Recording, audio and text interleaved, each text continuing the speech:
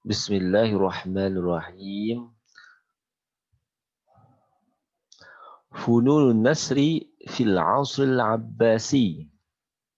Seni-seni nasar di dalam zaman Abbasiyah. Okey, apa itu nasar? Nasar yang kita faham adalah perkataan kalam prosa, iaitu bukannya syair. Nasar ni dia lebih banyak dan dia lebih umum seperti novel, makalah, majalah keratan akhbar, risalah, maka termasuk dalam nasar. Maka kita tengok di sini, apakah nasar yang pertama yang tersebar ketika itu pada zaman Abbasiyah?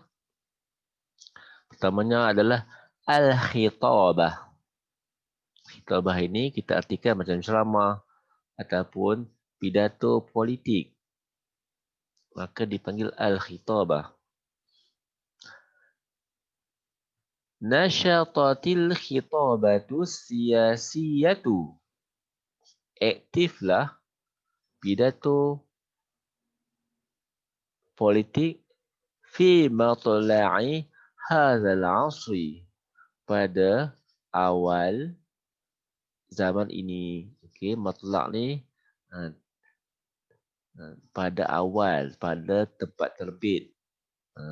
Jadi masa nak terbit zaman ni, maka masa itulah aktifnya al-khitabah.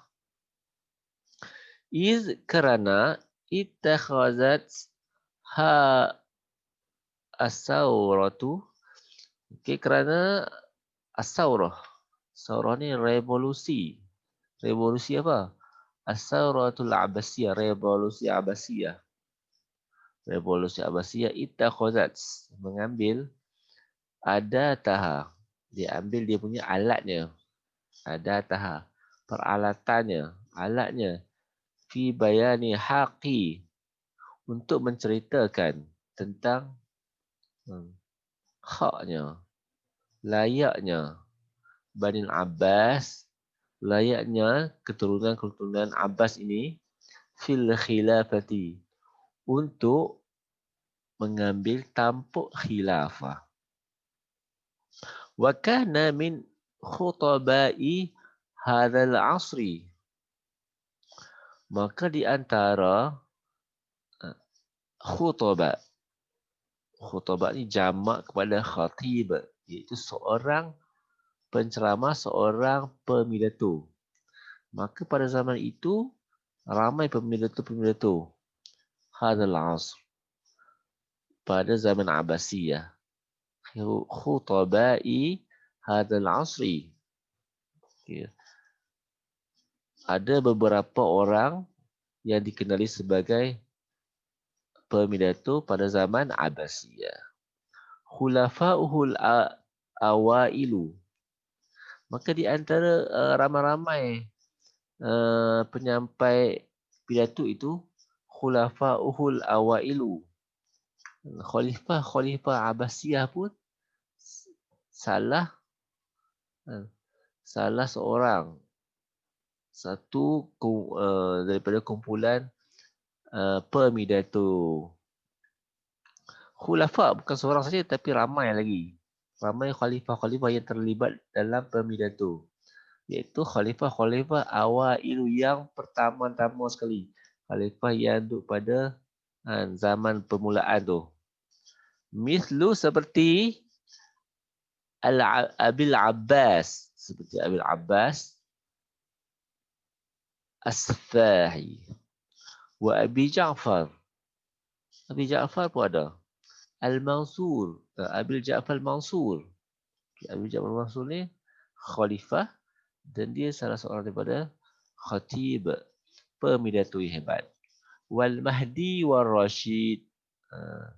Jadi ada di sini Abil Abbas As-Saffah seorang, Abi Ja'far Al-Mansur, Al-Mahdi, Al-Rashid, dan 4 orang khalifah di sini adalah di antara pemidato-pemidato yang hebat.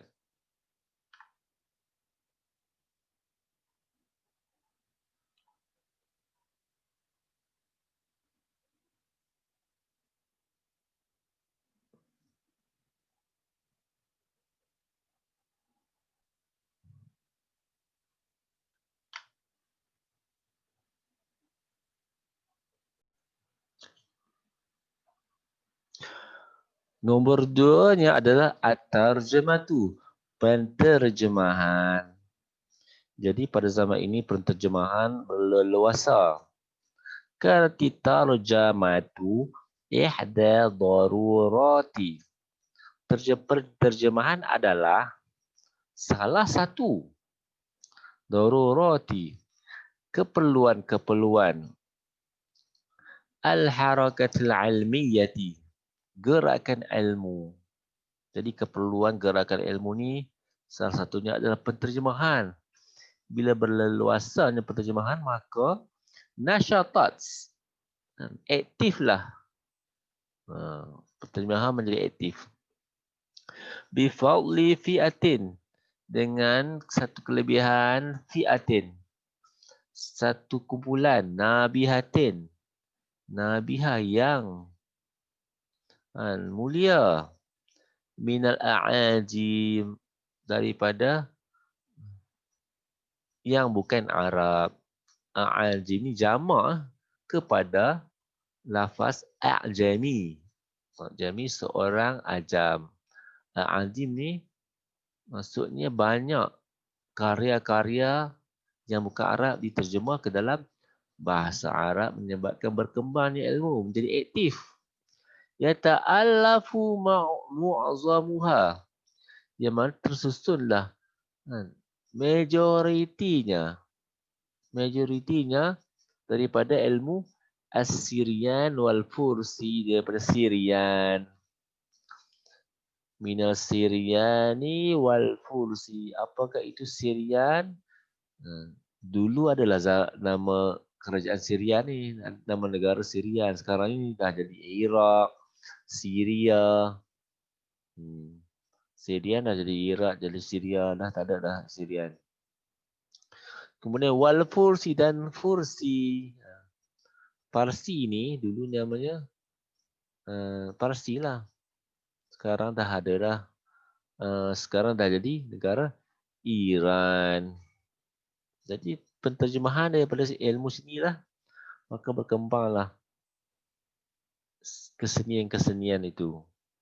Wa'addat ila izdihari, dan membawa kepada izdihar, berbunga. Berbunga daripada perkataan zahara. Zahara maksudnya bunga, izdihar berbunga. Jadi dia berkembang bunga, membiak. Izdihari anmatin minan nasri, anmatin, berkembangnya beberapa jenis minan nasri, daripada nasar, daripada kalam prosa, berkembang maka menjadi ilmu yang banyak dan berseni-seni. Kan nasril fanni, seperti nasar fanni, nasar seni, wal adabi, dan kesusasteraan. Macam tu. Kemudian berkembang kepada apa? An-nasril ilmi, nasar ilmu pula. Wan nasril falsafi, nasar dalam bentuk falsafah. Jadi macam-macam ilmu ada, macam-macam nasar ada, berkembang dengan sebabnya ada aktiviti penterjemahan. Kemudian yang nombor 3, at-tawqi'at. Apa itu tawqi'at? Tawqi'at ni adalah al-ibaratul wajizah. Perkataan-perkataan ayat al-wajizah yang ringkas saja. Itu dinamakan tawqi'at, ayat-ayat yang ringkas. Allati kana yu'alliqu biha khulafa'u banil Abbasil awaili. Allati yang kana yu'alliqu mengulas, memberi ulasan. Yu'alliqu memberi ulasan lah khulafa'u, oleh khalifah-khalifah Banil Abbasil awail, khalifah Bani Abbas yang mula-mula. Ada beberapa orang khalifah Bani Abbas yang pada permulaan zaman itu mereka yang banyak memberi ulasan. Ala mawdu'in, Atas satu tajuk rufi'a ilaihim, yang diajukan, yang diangkat, yang dipersembahkan kepada mereka.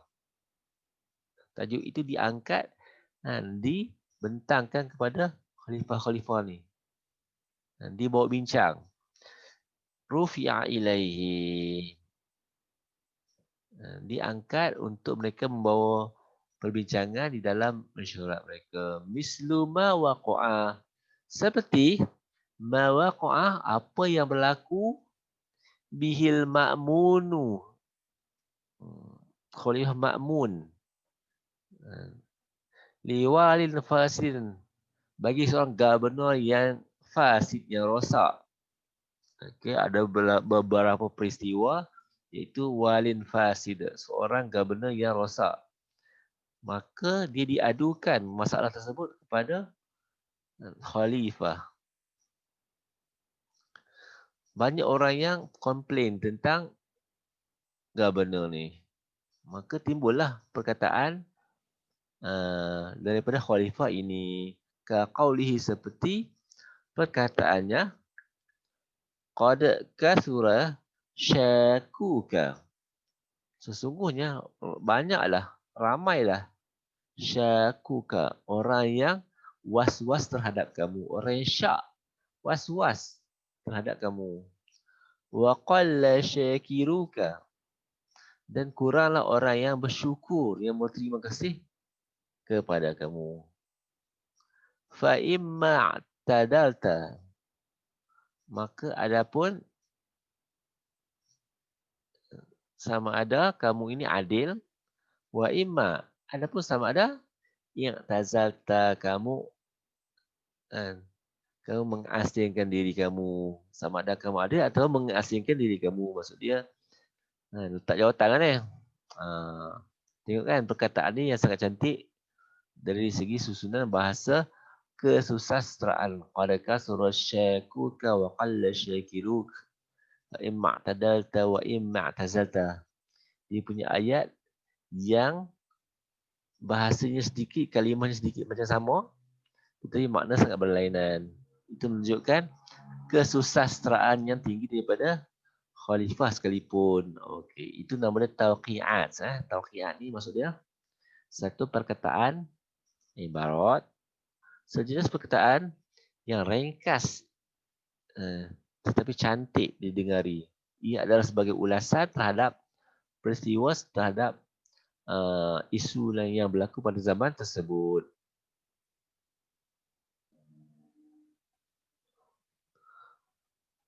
Kemudian yang keempat adalah ar-risalah. Apa itu risalah? Risalah itu adalah al-maqalatut tawilatu. Risalah ni adalah satu maqalat. Maqalah yang tawil, yang panjang. Satu karangan yang panjang, tadi pendek. Macam tauqiat tadi pendek kan. Ini dia sebuah karangan dalam bentuk yang panjang. Macam novel aku ni. Dia dalam bentuk isu kenyataan, ayat pidato yang panjang sikit. Dalam bentuk risalah lah, bentuk surat. Okay. Al-maqalatu tawilatu, maqalah yang panjang, risalah surat. Tatanawalu mawdu'an muayyanan, dan dia ini menceritakan tentang satu tajuk yang tertentu. Ada tajuk khusus je lah. Ashharuha risalatus sahabati, yang paling masyhur, yang paling glamour waktu itu adalah risalatus sahabati, ai fi adabis suhbati, adab-adab, menceritakan tentang adab-adab as-suhbah. Suhbah ni maksudnya berkawan, mendampingi kawan. Wal muasyarati, dan muasyarah, bergaul dengan manusia yang lain. Wasuluk, dan tabiat perangai. La siyama, Lebih-lebih lagi, musahabatus sultan. Bersama sultan. Bersuhbah, bergaul, berkawan dengan sultan. Wal wulati. Dan juga governor-governor. Macam mana nakah bergaul dengan governor? Wal hukam dan magistrate. Dan hakim-hakim mahkamah. Wal quwwadi dan pemimpin-pemimpin. Wal a'wani dan pembantu-pembantu. Wal bitanati dan orang-orang kepercayaan kita.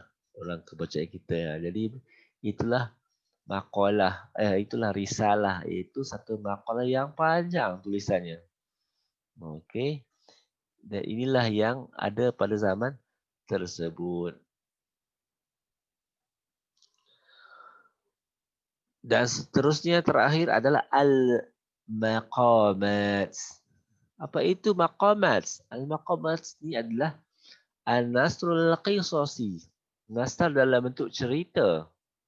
Nasr dalam bentuk penceritaan.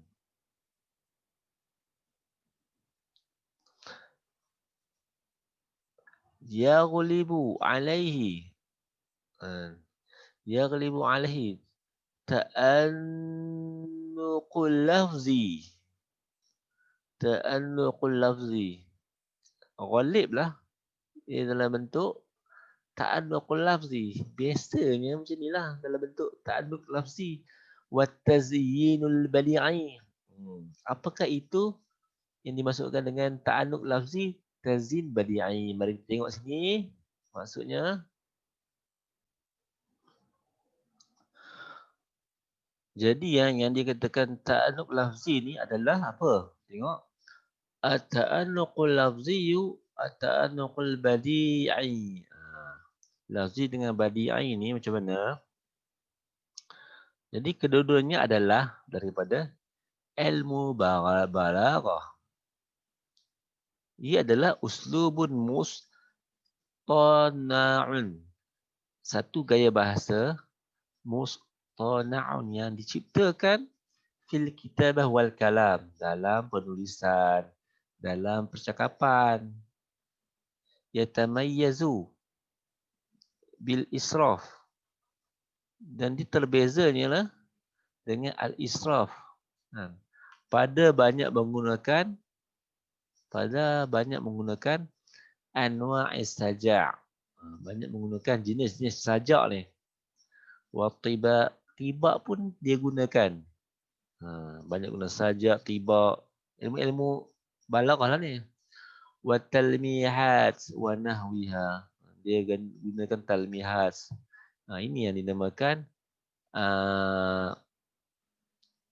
ta'annuq lafzi wa ta'annuq badi'i. Dalam ilmu balaghah kita boleh mendalaminya. Okey.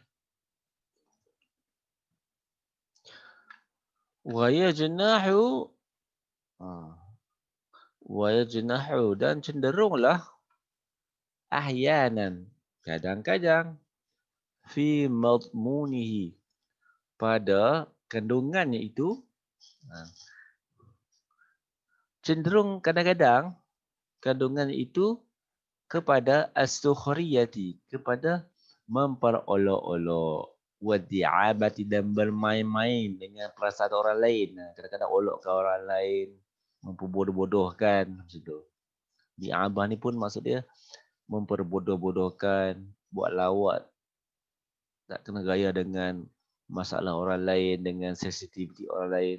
Itu yang mereka buat. Wa yumkinul qawlu, bolehlah kita katakan, inna hadzal fanna, ilmu ini, wulida kamilan, dilahirkan sempurna. Bifadli mauhibatin nasiri, kelebihan, dengan sebab kelebihan mauhibah, bakat an-nasiri, al-qadir. Okay. An-nasir maksudnya